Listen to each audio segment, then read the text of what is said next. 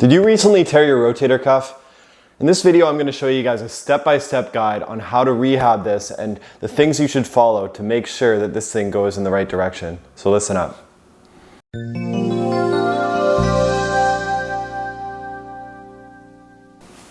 And first and foremost, gotta subscribe to Ryleyrehab on YouTube. Every single week, coming up with new content, helping you become the expert of your own body. And with that said, we're gonna get into this. So rotator cuff tears. Big injury or small injury depending on the situation. It ranges from anything from something you don't even notice that shows up in an MRI you get 10 years later for a different reason, all the way to people who can barely lift their arm without it being really, really painful, to even the most extreme ones where people literally can't even lift their arm up even if they try, even if someone's screaming at them to do it. So with that being said, it can be a really big injury. Basically, you have a muscle that goes on the top of the shoulder, and if that tendon on the end of the muscle gets torn, then it limits your ability to lift it up.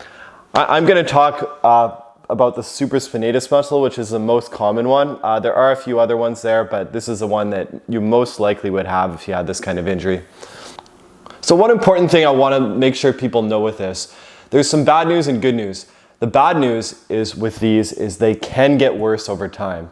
So that means that you can have a tear that's, let's say, 5 millimeters, 10 millimeters, something like that.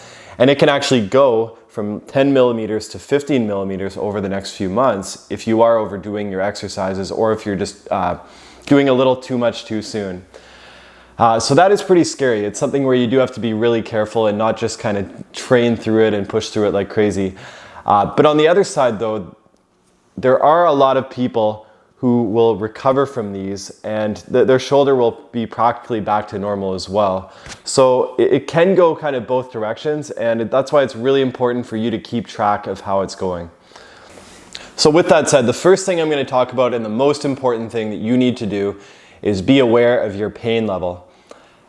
The most important thing with your pain that you should be keeping track of is your overall pain every single day.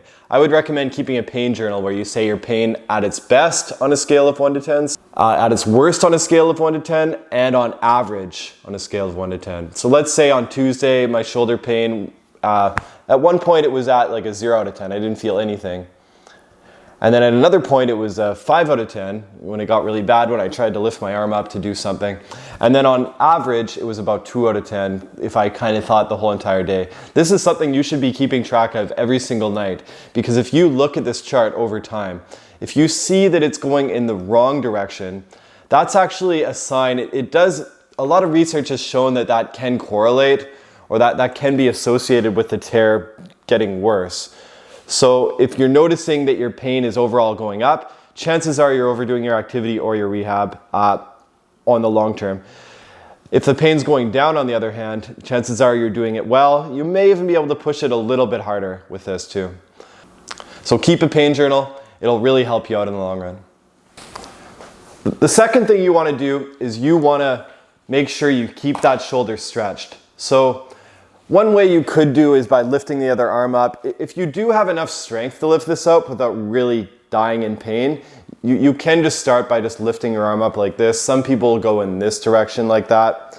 But you do want to regularly, I would say at least 10 times a day, find some way to get that arm up there, because it is very common for people to lose the ability to do that because they don't use it. Eventually their shoulder stiffens up and they get a kind of separate problem known as a frozen shoulder. That said, I know there's a lot of people who, if they do 3 of these, they're going to be on fire. So one of the easier ways to do this is to find a table. You can either use a table. I'm using the edge of the couch, but imagine I'm sitting here and there's a table right here. You just keep your arm on the table, and then you're just going to try to slide down like this here. I'm doing this rather quickly, but for those of you who are in quite a bit of pain, this is totally worth just keeping very, very slow. A towel underneath the arm can make it glide a lot more smoothly. And in general, you can really kind of pace yourself with how far you go on this. You don't want to over push it, but you do want to eventually get to that point where you're basically at that full range of motion there, or as close to that as possible, because that is going to keep the shoulder nice and flexible. If there's any one exercise I'm the most okay with pushing through pain on, it's this one, because it's not putting a lot of It's not doing a lot to kind of pull the tendon apart, and it's also keeping the range of motion so you don't have a secondary problem from this. What I would recommend is holding this for 60 seconds and then doing this 3 times a day. But for those of you who find this is way too much, I would even just try to do this for one stretch for even 30 seconds. Just enough that you make this a daily routine so that you don't have that permanent loss of range of motion. Even if somebody was to lift you up, if you're stuck, that's an even bigger problem. Now the next thing we got to talk about is how to do the rehab exercises. You do want to strengthen the shoulder, absolutely, but it's very tough to kind of figure out the right amount to do for this. I will say for this and for everything, it's totally worth going to see a medical professional for this. It's so much better to have somebody to kind of supervise, see your exact situation. But this is kind of giving you a good idea on what you would be doing with them. First exercise, and this is a very common one done in any physio clinic or place for the rehab setting. All you would do is you just hold on to one of these, they call them TheraBands. They're basically stretchy bands. You can get them at any sports store for around $5-10. You would just hold on to one of these and you would just proceed to bring your hands out while keeping your elbows tucked in. You should be able to pinch your ribs with your elbow while you're doing this, and you're just going to go out like this and then back in. Making sure you keep the motion very, very slow and very controlled. If it's too much to do on both hands, you can either loosen up the grip, go a little bit further and do it, or you can just do one arm at a time. And realistically, it's only the injured arm you really need to worry about. Never hurts to strengthen the other one, but at the same time, this is the one you're trying to focus on. What I would recommend for this is start with just doing 3 sets of 10 a day at a point where it doesn't cause more than 4 out of 10 pain. If it does, then you do have to really tweak it, really be aware of how things are going. Once again, this is where it comes back to the pain journal. You really want to let the overall time over 1 or 2 weeks really tell you how hard you should be going with the exercises. If this is too easy, you can also double fold the band like this, and it'll be twice as hard as it normally is. Once you got the first part down, the second part is you want to do the reverse motion. So imagine this is my injured shoulder for now. You want to tie this to a pole. I would actually prefer it's something about hand level, but my table's a little lower, so just bear with me. You're going to do this exact same motion, only instead of your elbow going outwards, your elbow's going to, or your hand, it's going to go inwards instead. So you're just going like that, very slowly back and forth. When you do both of these exercises, making sure you keep your elbow tucked in to your ribs. When you do both these exercises, you're going to be building your rotator cuff muscles in a very safe way where your arm isn't lifted up quite a bit. So this is a really, really good starting exercise. Once again with this, start with 3 sets of 10 a day. See how it is. I would take at least a minute between every single set along with the first exercise.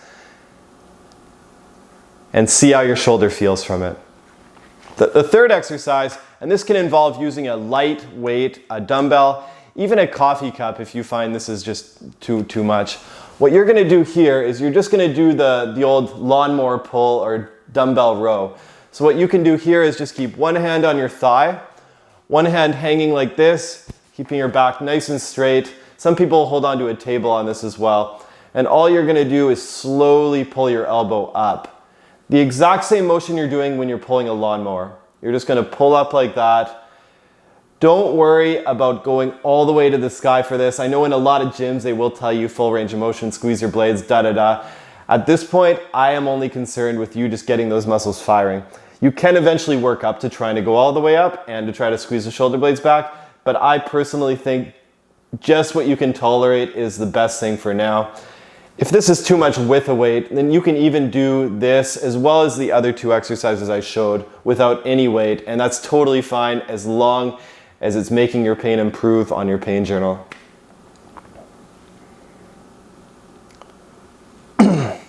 You also want to make sure that you're not overly rotating at the back, that it should all be coming from your arms. So you shouldn't feel any kind of pain or stiffness in your back while you're doing this. Once again, same idea, start with 3 sets of 10, work from there, see how it goes. Now the last point I want to mention is what you should do during your day-to-day life for this. This includes how you would exercise if you were to be going to the gym, or if you were to be working, or housework, any kind of things where you have to use your arm, which is pretty much everything when you think about it. You want to be aware of what will cause the shoulder to be worse. As a general rule, the more your elbow is away from your body, the more load you're putting on your shoulder and the more dangerous it'll be. So in general, as much as you can, you're better off working with your elbow nice and tight with your body. This includes anything from if you're going to the gym and you're trying to do some push-ups or bench presses, which I don't always recommend, but if you are in a state where you can, it's much better to do it with your elbows nice and close. Other thing too is if you're ever trying to work on things, usually better to go up on a ladder and then work so you don't have to reach up high, because as soon as your elbows go out, you're putting more stress on the shoulder. That said, if it is improving and you do want to kind of test your limits a bit, I'm totally fine with that, but just be aware that that's going to be harder and that may make you pay for it more throughout the day or throughout the weeks ahead. The second thing that's important to note is that the straighter your arm is ahead of you, the more load you're putting on your shoulder. So anything you can do to keep things close to your body, that's very similar to the first thing, but anything you can do to keep either your arms bent or things closer to your body is much better. You would be much better off keeping your arm bent if you're reaching to the side rather than keeping it straight when you're doing something. And lastly, typically it's easier to reach in front of you than it is to reach on the outside of you. So this would apply for a lot of things. Anything from picking things up, you're much better off getting something in front and not having to reach out to the side at all. And also for people that are weightlifting in the gym, trying to do those kind of things, keep in mind anything shoulder raise going to the side, anything lat pull down out to the side is going to be a lot more risky than doing the things where you're straight in front of yourself. So I hope all this helped. Please subscribe to Ryleyrehab if you found this content helpful. I love making these videos, and I will see you next time.